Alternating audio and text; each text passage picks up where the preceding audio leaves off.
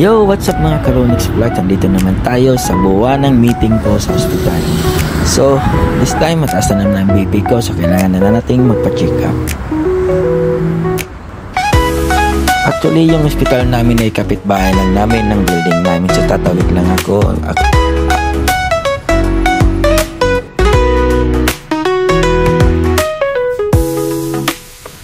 Well, at first we'll go to cardio and then go to GP. So magpa-check up muna tayo kung mataas nga ba.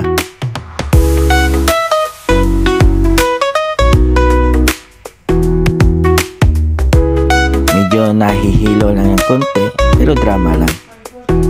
So sick leave completed. So actually medyo early bird tayo dito sa cardio, wala pang tao. So yung doctor 9:30 pa dating, so 8 pa naman ng umaga. So may 1 hour pang hihintayin. So balik na lang tayo kasi nga bababa tayo ng elevator dahil yung kapitbahay natin is Alalia Hospital. At dyan lang naman ang bahay ko, malapit lang, isang tawiran lang.